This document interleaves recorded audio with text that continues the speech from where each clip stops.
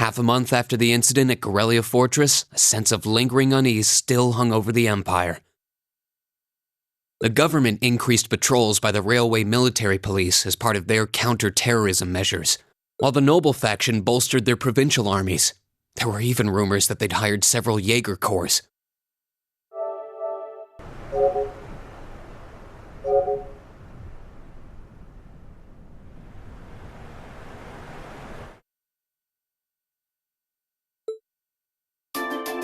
At the center of everything was the Imperial Liberation Front.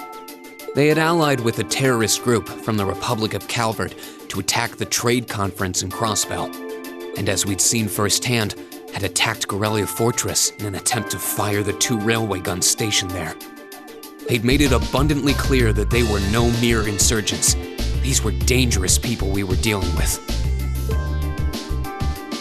And following their attempts to target Chancellor Osborne and the Reformist faction, rumors started to spread of a possible connection between the Imperial Liberation Front and the noble faction itself. Meanwhile, new information was filtering in from Crossbell that surprised us all. During the conference, one of the representatives of Crossbell's state government made the daring declaration that Crossbell would soon declare its independence, breaking free from its neighbors Calvert and Erebonia. To no one's surprise, both the Imperial government and the noble faction dismissed it as nothing more than delusional raving. But one thing was clear: that declaration only served to increase the tension in Erebonia and across the continent.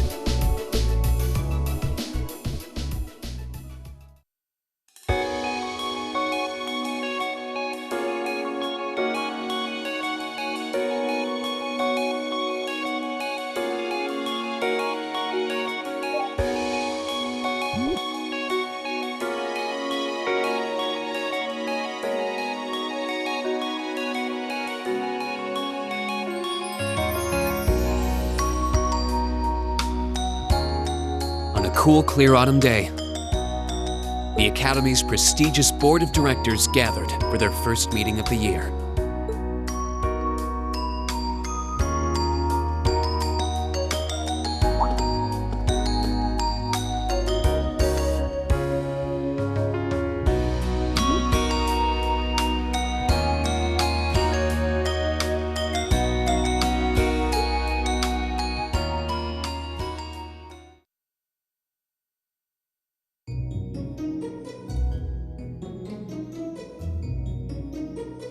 And that concludes my biannual report.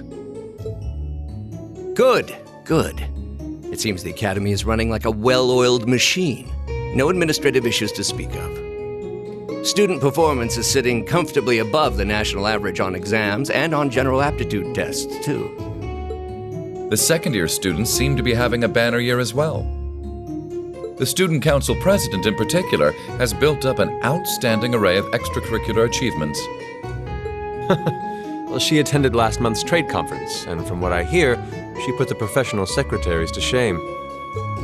I only wish the conference could have ended on a more positive note. I'll say, the share prices of my company have been on a real roller coaster ride ever since. Undoubtedly, what happened at the trade conference has wreaked havoc on the economy as a whole. But moving on. I couldn't help but notice in the recent exam reports that Class 1 and 2's academic performance seems to be slipping. Perhaps the preferential treatment given to the upper-class students is hindering their scholastic development? Well, students belonging to the nobility are allowed to return home during August to learn more about their family's lands. It's a tradition here, but one I can't help but wonder if we've outgrown the need for in this modern age. If I may, traditions accumulate and hold meaning only so long as they're preserved. Our nation's culture, its arts, its social classes, all are rich with tradition that makes Erebonia what it is, and I believe we have a duty to protect and uphold them. After all, does not this very institution champion the ideals of its founder, Emperor Dreigels? Indeed it does. Though I've always understood Dreigels' intent to be the founding of an academy for the people. Even 200 years ago, when education was seen as the province of the nobility, male commoners were permitted to enroll. Today, we have plenty of young women attending, and the commoners easily outnumber the nobles on campus. Perhaps it's time we started taking strides to realize Emperor Dreikel's true ideal. You seem to be laboring under a few misconceptions here. Commoners were permitted to attend, but only as retainers. Retainers served knights, who served lords, who served the emperor. That's the way the Erebonian society functioned. From that vantage, the structure of the academy in its earlier days certainly seems to have embodied that social order. And if that's so, what is there to suggest that it's not the social order itself that has become the aberration? Well, For one, if that were the case, it would be far easier for me to see my views put into practice. But I can hardly get a word in edgewise between you two. Well, I'd certainly enjoy a return to the way things were in Dreikel's time, at least in that particular respect.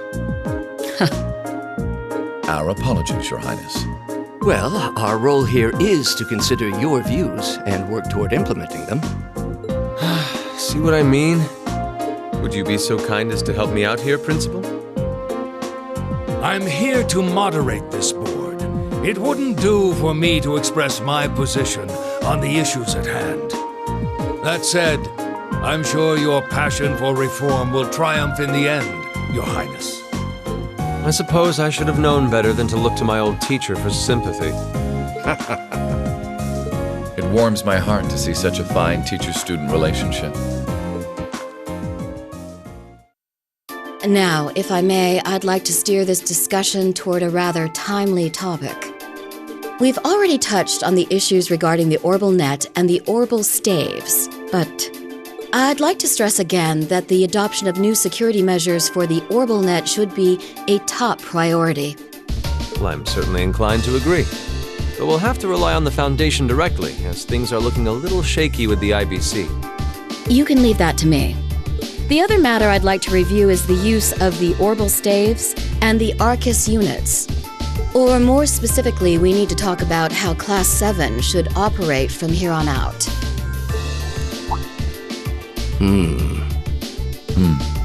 Setting aside the fact that my daughter is a member of Class 7, I think we need to reconsider how the class should be run, in light of what happened at Corellia Fortress. While it certainly proved an excellent chance to see what the Arcus units are capable of, I have serious doubts about whether we should carry on with these field studies, given the current political climate. It would be difficult to do so, I admit. With the terrorists at large and the problems in Crossbell unresolved, these are uncertain times. At the very least, I believe it may be in the class's best interest to cancel this month's field study. We could always resume them once the terrorists have been arrested and the situation in Crossbell calms down.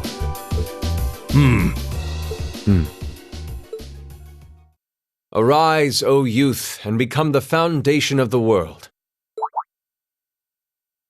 I'm sure you all recognize the words of Emperor Dreikel's. They become something of a school motto here. It's my belief that Class 7's actions at Corellia Fortress perfectly embody the spirit of that directive. They stood together to stop a tragedy in the making and, in a sense, protected the foundation of our world. No one ordered them to do it. They took action of their own free will, because they knew in their hearts what was right. Some might call it recklessness. Some may think it rash. Some may even venture to call it hubris. However, as chairman of this academy, I'm incredibly proud of what the brave young men and women of Class 7 achieved. Your Highness. Troubled times may lay in store for Erebonia, and for the entire continent in the months and years to come. But I believe that makes something like Class 7's field studies all the more significant. The experiences they're having now will help them find the strength and the means to press on through adversity. I can't be the only one who feels this way, can I? They do seem to be showing remarkable growth. That much is true. Although I have no idea how much my daughter is really capable of, immature as she is. I could say the same of my hothead of a son. I do wonder about my brother sometimes. However, it does seem that enrolling at this academy has helped him start breaking out of his shell.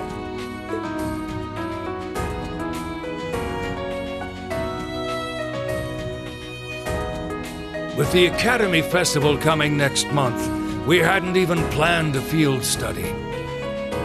So the issue at hand is just whether to hold a field study at the end of this month or not. I'd like to ask those in favor of going ahead with this month's field study to please raise their hands.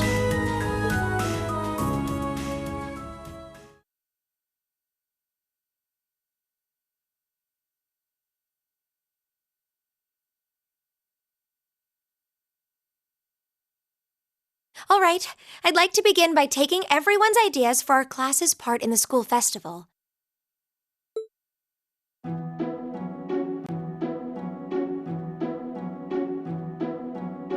The festival will run for 2 days next month, the 23rd and the 24th. Equipment setup and the other preparatory work will begin in the afternoon 2 days before the start of the festival.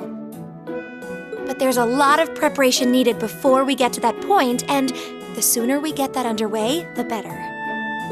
That's all the more reason to figure out what exactly we want to do. Some of our options include displays, events, stage shows, and cafes. Does that sound right, Crow? Yeah, though no class I know would settle for just some simple display. I mean, come on, no one ever said, "Boy, we better rush to get in the line for that display." Well, either way, I'd like to start by soliciting some ideas from all of you. We're just brainstorming right now, so feel free to say whatever comes to mind.